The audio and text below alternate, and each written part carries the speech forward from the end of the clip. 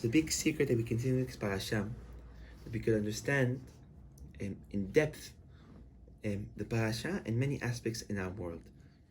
So we see that in this week's parasha, Avraham Avinu alav shalom leaves Egypt, leaves Paro, leaves the story that Sarah was taken by Paro, and travels to Avimelech.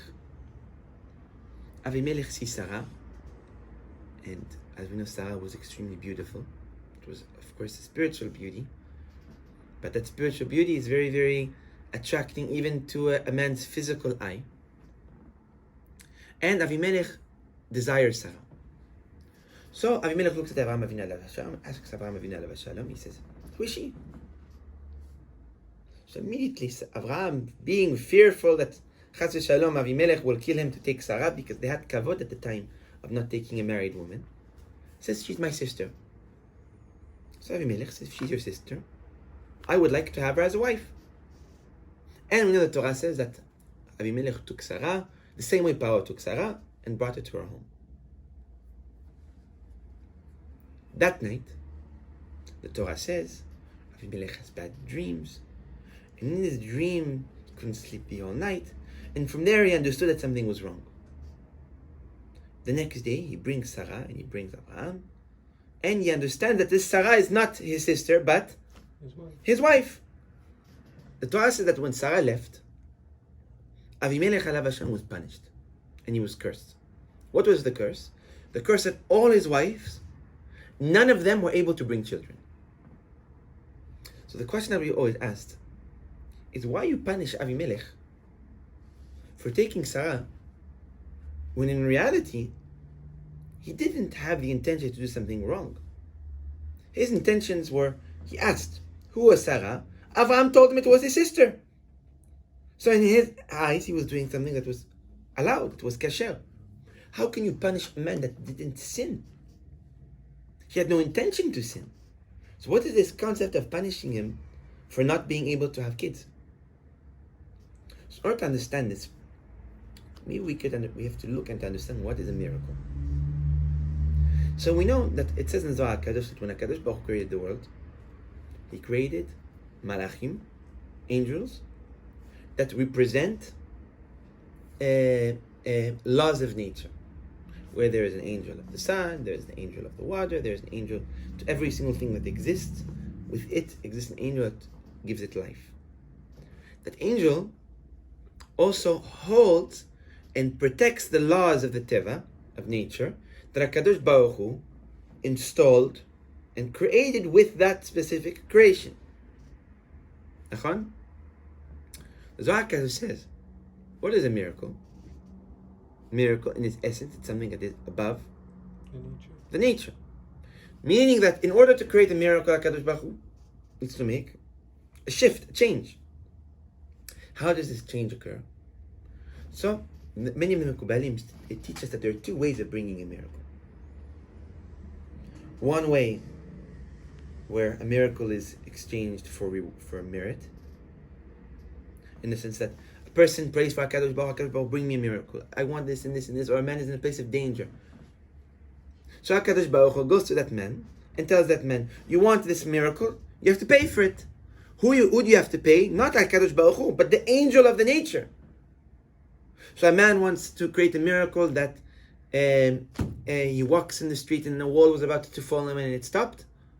What needs to happen?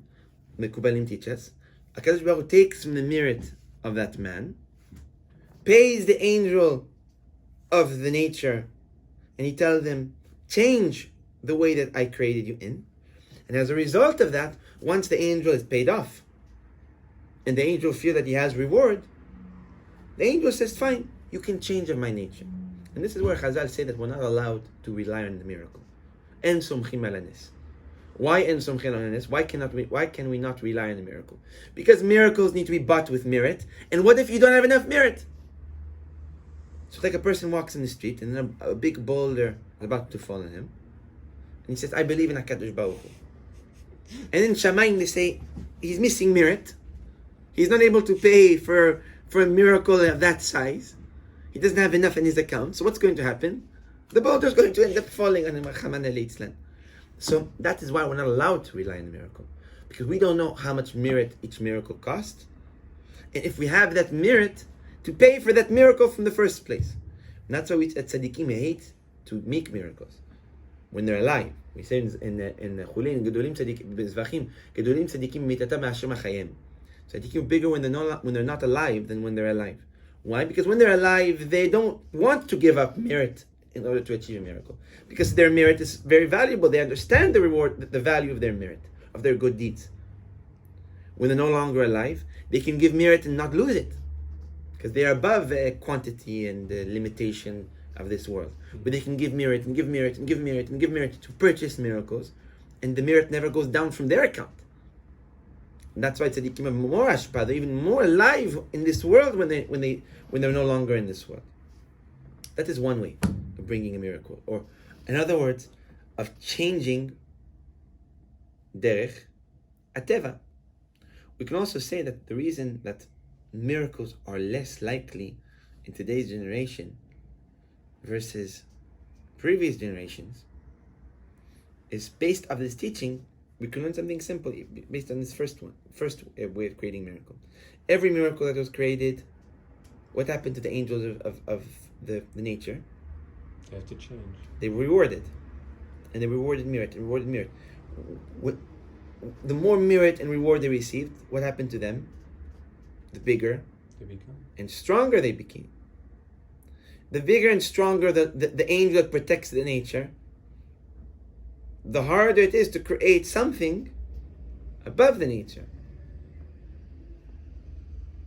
If every miracle that existed, and the angel that protects that law of nature was given strength, eventually it's going to become so strong where to change the law of nature is extremely hard.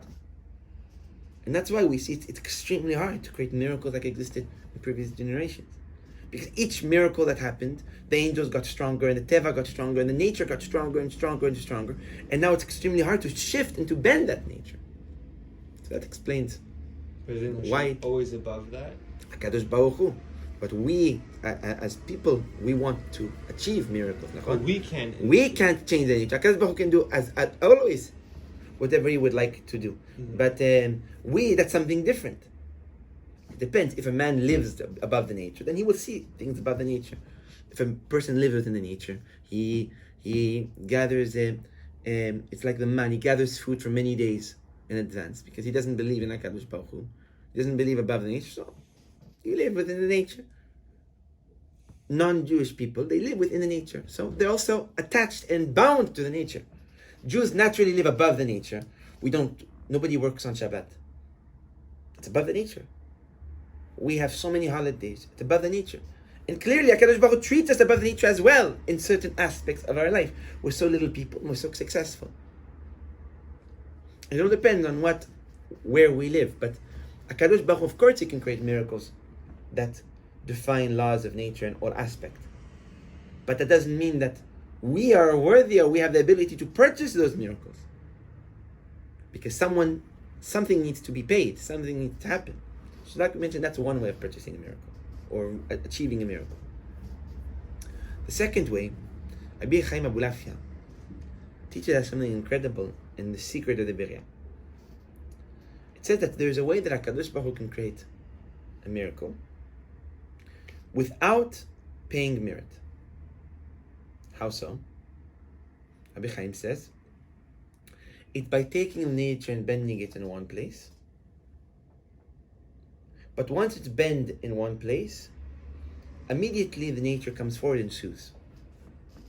And says HaKadosh Baruch Hu, you bent the nature from right to left, bend it back from left to right. Meaning, if HaKadosh Baruch Hu took a book and turned it into an apple, the nature is going to say, reverse it.